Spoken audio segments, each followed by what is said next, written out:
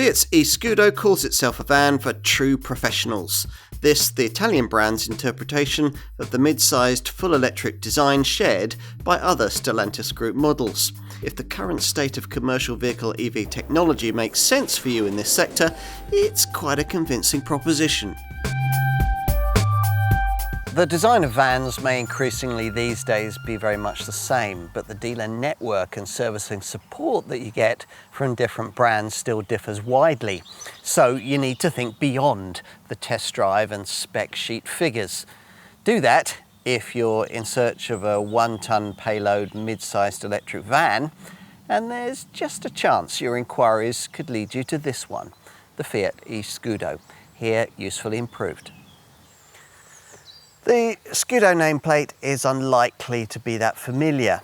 It was reintroduced to the Fiat professional van range in 2022 after a gap of 6 years, during which the company's mid-sized models were badged Talento. The Scudo model line's return came as its maker reverted to the shared EMP2 Stellantis Group platform, which meant there could also be an all-electric version, this e-Scudo.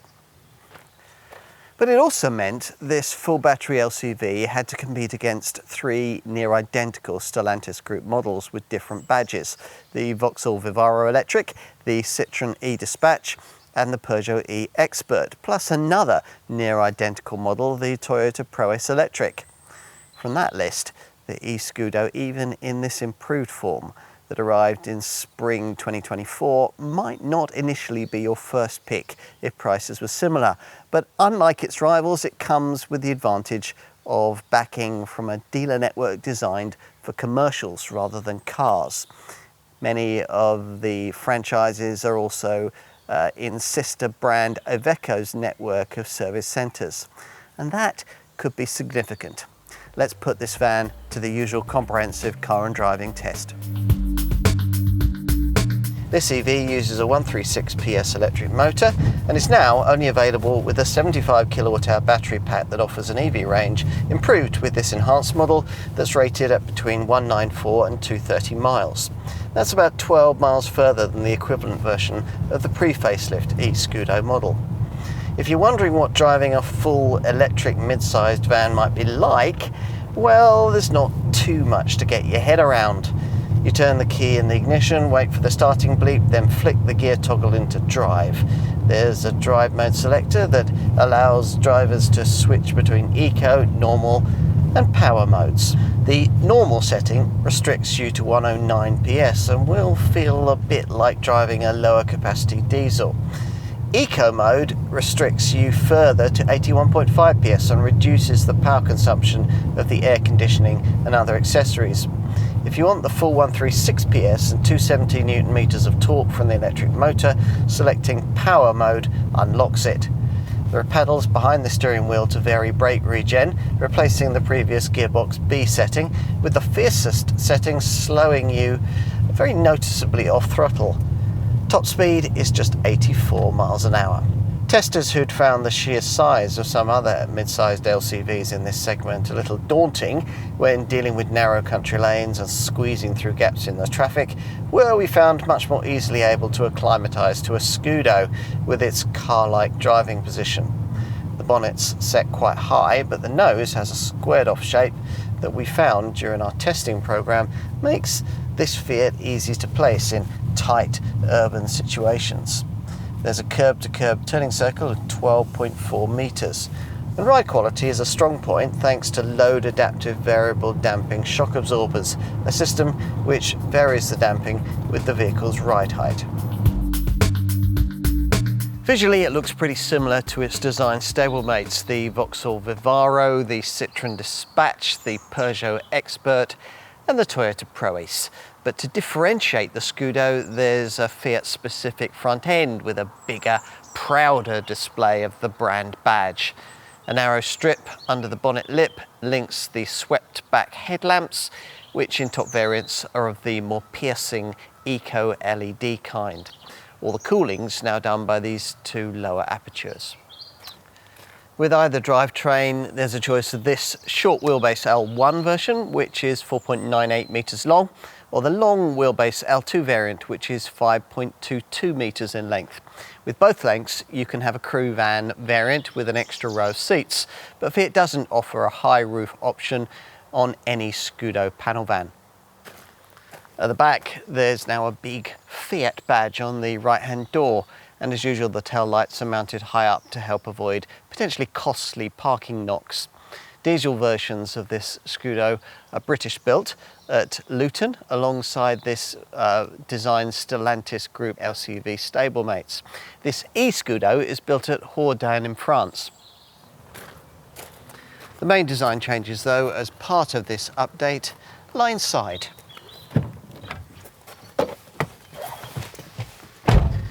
Where the efforts made to set this Fiat apart from its Stellantis Group LCV cousins are cursory. Like its design stablemates, this revised model gets a refurbished dashboard with a 10-inch digital instrument display and a now larger 10-inch central infotainment touchscreen. As part of redesigning the dashboard to take this bigger monitor, the designers have also taken the opportunity to enlarge the storage areas around the instrument panel and the center console. There's also this rather strangely redesigned horizontally themed steering wheel, which on this electric model now features brake regen paddle shifters. Let's drill down into the screen stuff a bit for you. This button to the right of the instrument display allows you to scroll through the panel's various provided layouts. All include a central digital speedo and, on this EV model, outer flanking battery charge and power meter readouts. But you can also introduce trip data, nav directions, and on the EV, a power flow graphic if you wish. This central screen has various home screen options, 2 of them with customizable widget sections. Here we've got nav, phone settings and audio functions on the first of them.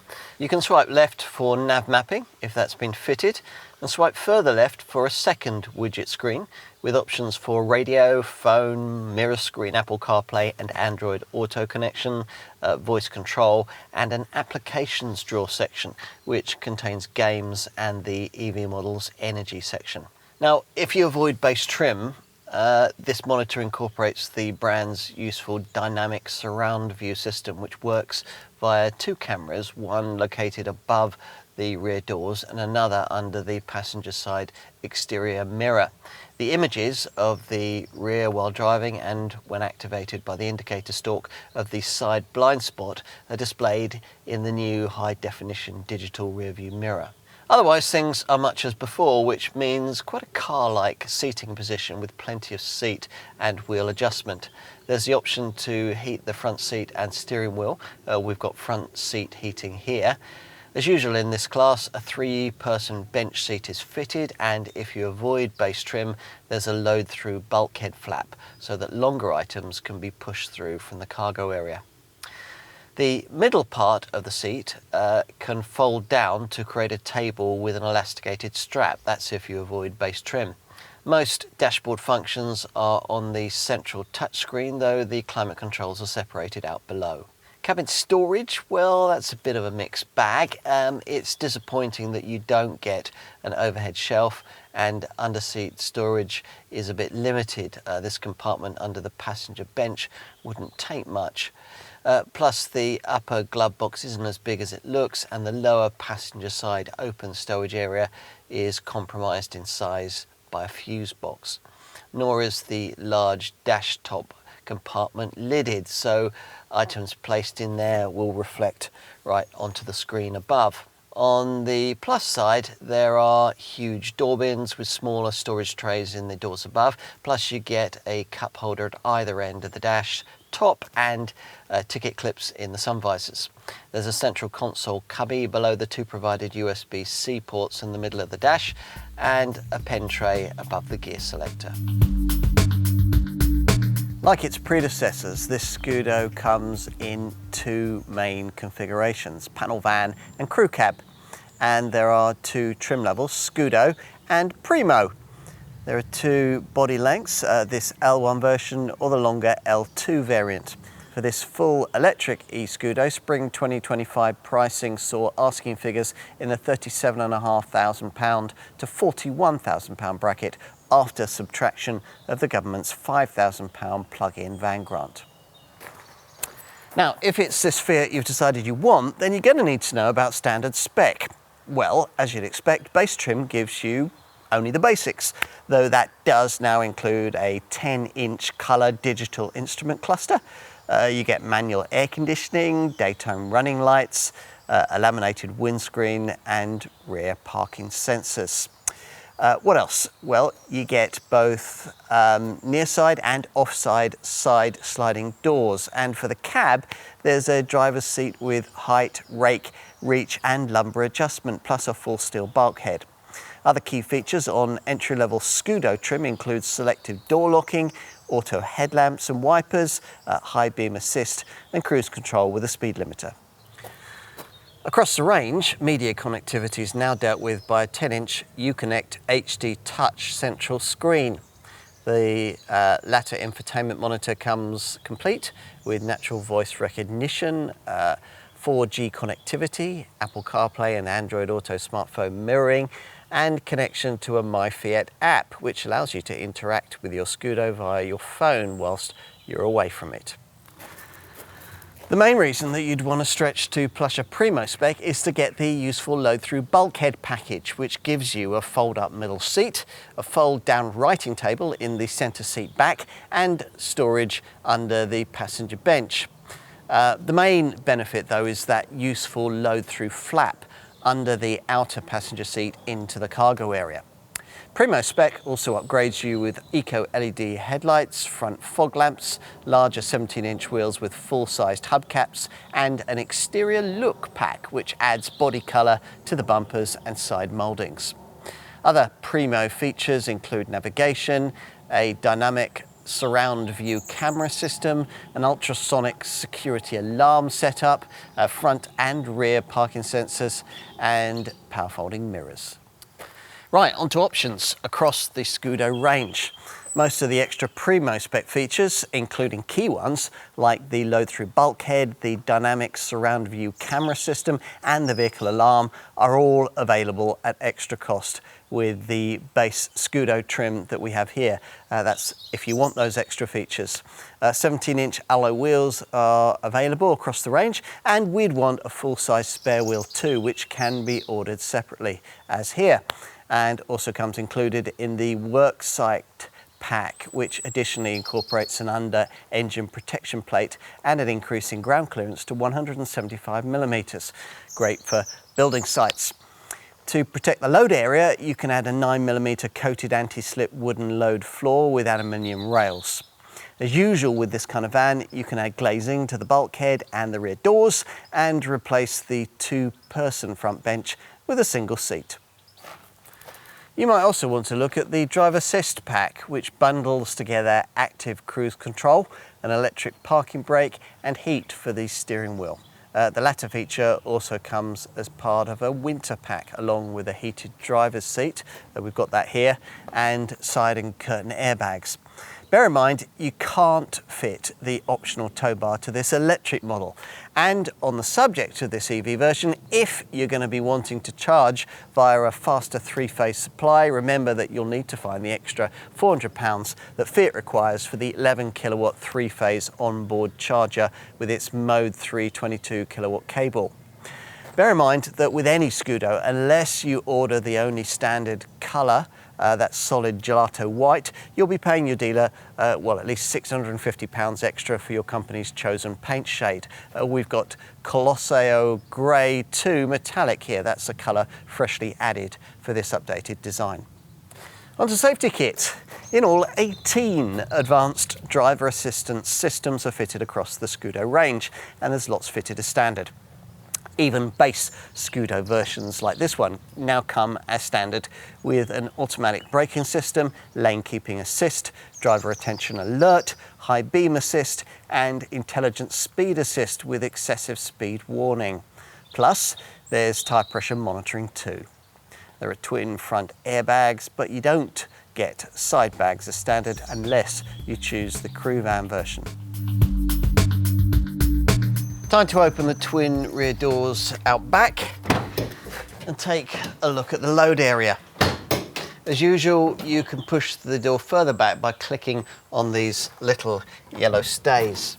The cargo bay is 2,512 millimetres in length for this standard wheelbase L1 and 2,862 millimetres in length for the long wheelbase L2, with 1,258 millimetres of width between the wheel arches and a maximum height of 1,397 millimetres from floor to ceiling.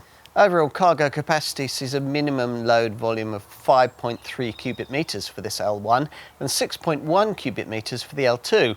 Now this expands to 5.8 and 6.6 cubic metres respectively when the load through bulkhead facility is used. That's an option on this base spec trim.